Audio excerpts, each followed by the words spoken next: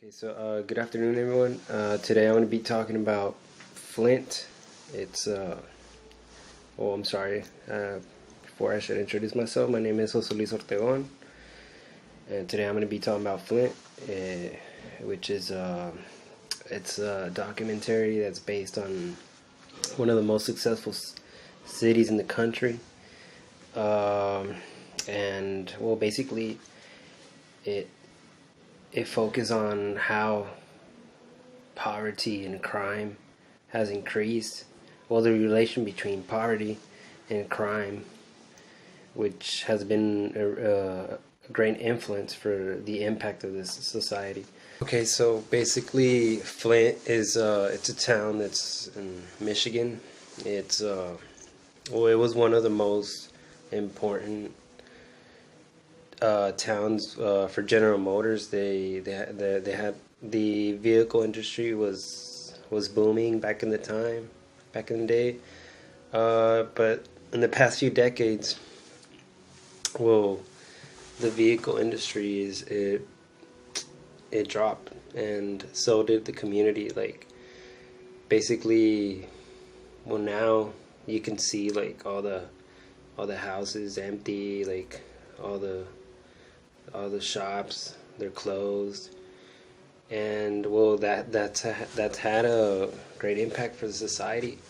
Basically, there's uh, there's so much poverty, and this does not only affect the community, but also it affects the criminal justice system, which basically um, they have been cut down on their resources, and also on the policing. Basically, they lack officers and resources so that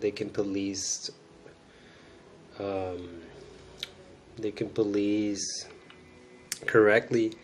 They basically police officers, they don't have, well, it's not that they don't want to, but they can't handle all the cases. There's like for around 100,000 people that still live in Flint.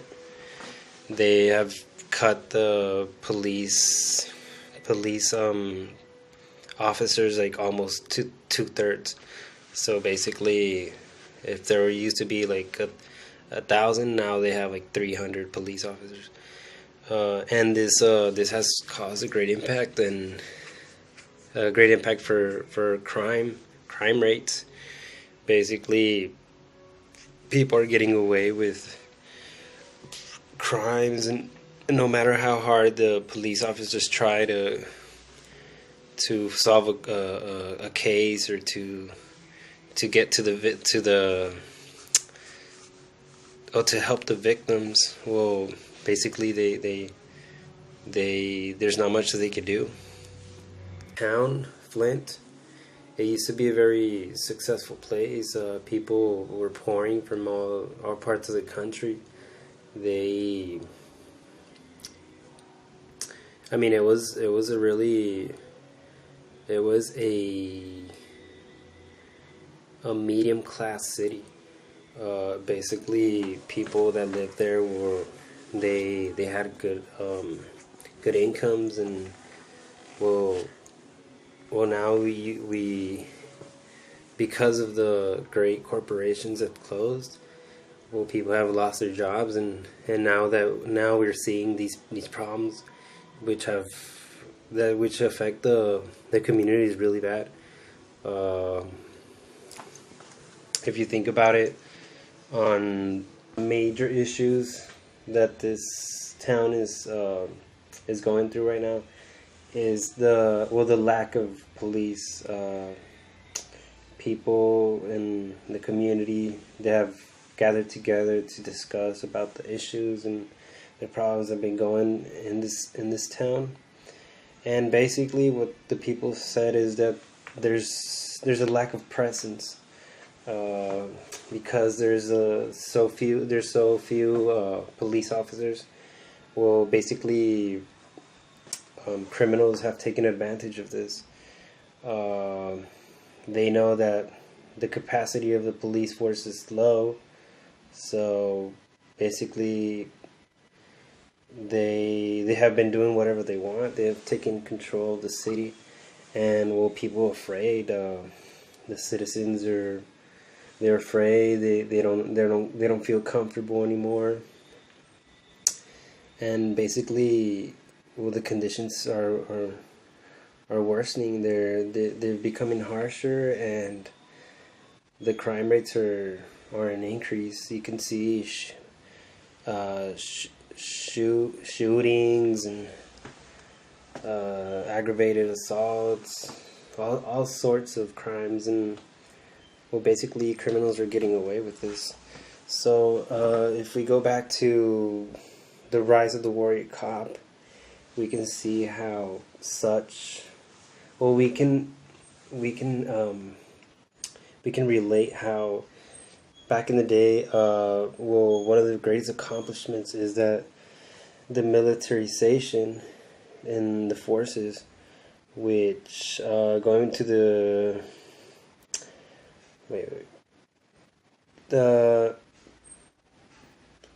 total control of society. The country continued to grow, and so did the policing in America. The inadequate training and the structure of such patrols, which was one of the greatest issues. Basically, what we can see is that they're going back. So this was like around in 1812. So the first modern policing model, it can be traced back to Sir Robert Peel. He was concerned with the worsening conditions of the city, and he was convinced of establishing the force that can maintain and fight crime. He said he established a set of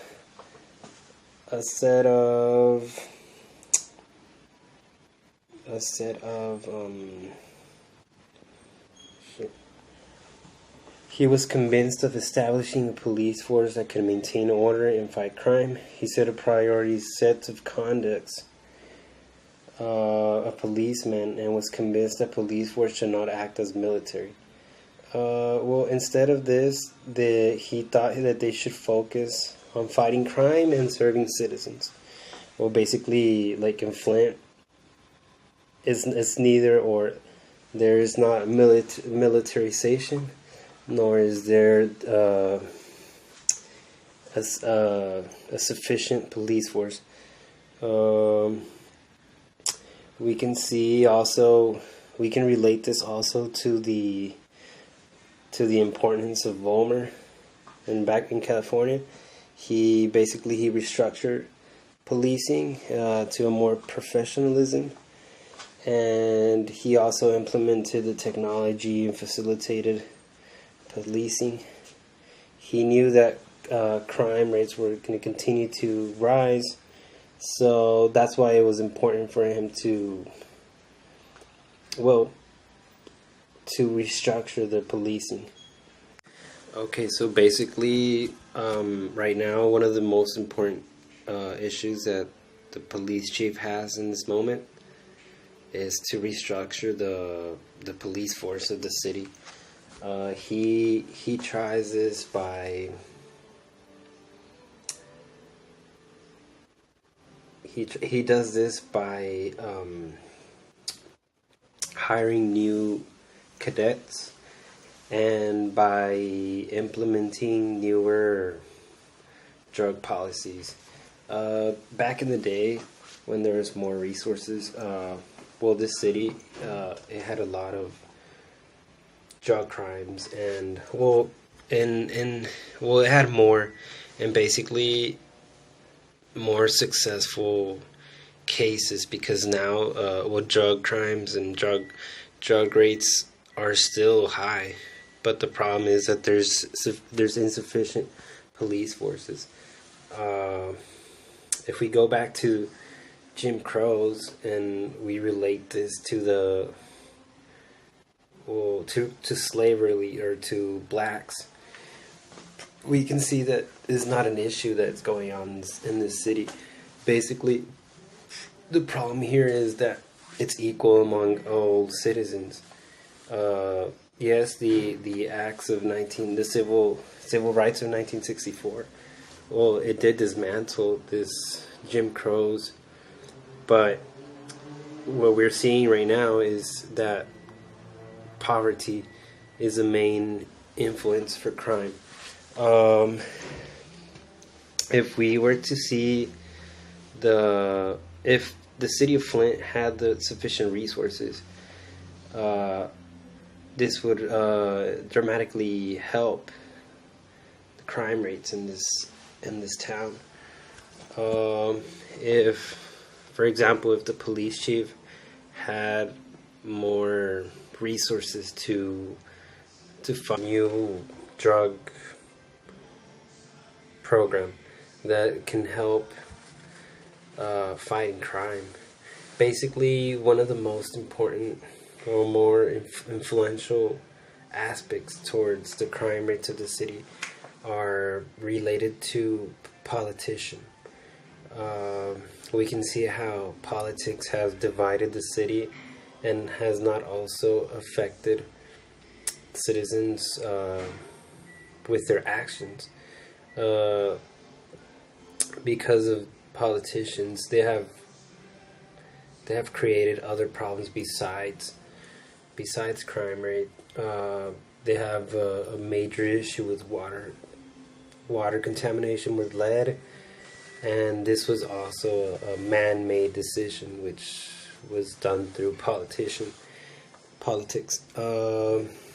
We can, if we analyze what causes crime rates, we can see that economical disadvantage has brought a lot of the problems to to the situation that is happening today in Flint. Okay, so continuing with the restructuring of the policing department of Flint, we can see how a very important aspect was the change of the mayor. And with this change, we also saw the change of the chief. They changed the chief, and basically he restructured the entire police department of this town. He saw that policing was weak, and because of this, it was very unsuccessful. It did not have any good. Did not bring good or positive results for the police department. Once they changed the chief, the chief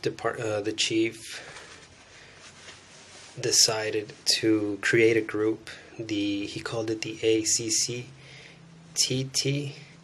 which basically it's the arms and target.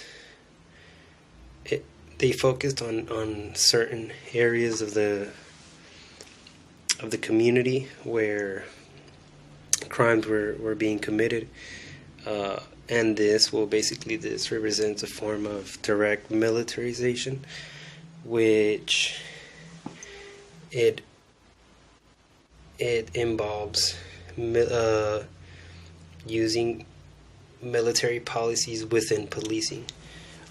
Because of this change, now we started to see big changes in crime rates, thanks to the new structure of this chief. Well, basically the crime rates started to reduce, and well, it's very important because we can see that there are the results show that it does work, and that it is necessary within the criminal justice system to have an effective force, because without it, well, basically the community the citizens of the community are by themselves, and that's the main problem that caused crime rate, and also poverty, which little by little has been recovering from the loss of jobs. It is also very important to stand out that the drug wars, they continue at large scales, and that police have never before used such power over society. Such violation of some rights have been in jeopardy for thousands of citizens, of U.S. citizens. But in many of the cases, police officers do use their force with good intentions. It's in some cases, the militarization policing force is a way in which liberties for citizens have been deprived. But if we look into Flint, because the lowering of such police, to conclude, I would say that it's undoubtful the importance to focus on the effectiveness of the criminal justice system through the reform of actual crime control policies, which are effective to decrease crime rates. Such ideas such as like HOPE, or even as the ACCT group, which was designed by the Flint Police Department,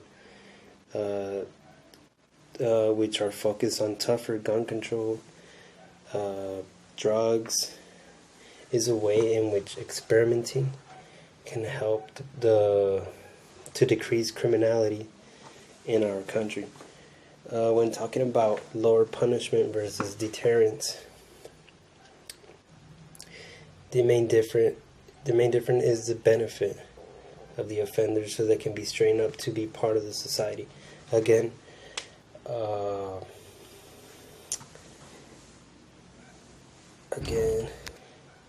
instead of just setting them aside and pushing them towards more crimes, it is the criminal justice system's responsibility to establish order and present valid results to our society, such as in the case of Flint. We can see in a few weeks how the results from such militarization, the positive results from such militarization. In 2 weeks, they have already seized thousands of drugs and guns, and this has also caused a threat to criminals, which is a positive thing because it lowers crime rates, and it is necessary for a good police force, a good criminal justice system, because policing is the root of of the criminal justice system, and without a good root, basically it makes it harder for the criminal justice system to be effective.